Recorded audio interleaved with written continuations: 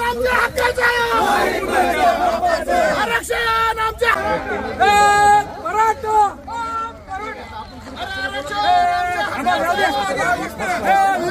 जी मागणी अशी आहे की या बीड जिल्ह्यात बीड शहरामध्ये 500 जणांना 141च्या पोलीस डिपार्टमेंटने नोटिसा काढल्यात।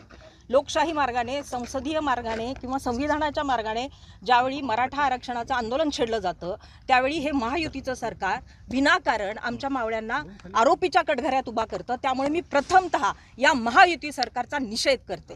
मनोज जरांगे पाटील आज उपोषणाला बसलेत का? तर नाही, वर्षभरापासून त्यांचा हा मराठा गरीब मराठ्यांना आरक्षण मिळावं हा लढा चालू आहे।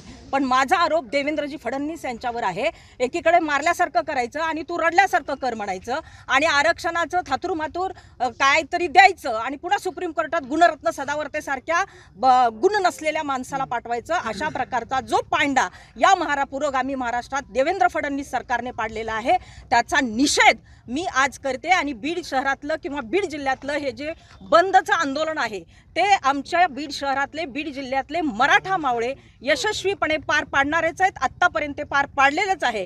परंतु पोलीस प्रशासनाला जे पुढं केलं जातं त्याचा मी कायदा आणि सुव्यवस्थेचा निषेध या महाराष्ट्रामध्ये करते। एकीकडे महिलांवर एवढे अन्याय अत्याचार होतात त्यावेळी हे पोलीस प्रशासन कुठं दडलेलं असतं। म्हणून मराठा आरक्षण, मी इथं महाविकास आघाडीतर्फे बोलायला आले, महाविकास आघाडीतर्फे बोलायला आले। तुम्ही कोण सांगणार आहे?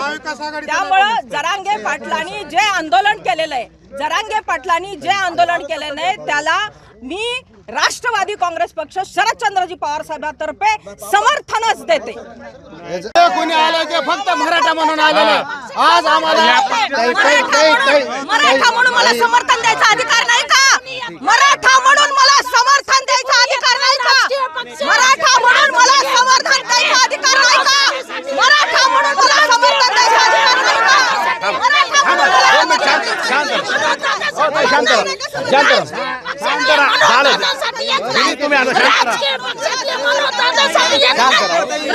बंद करा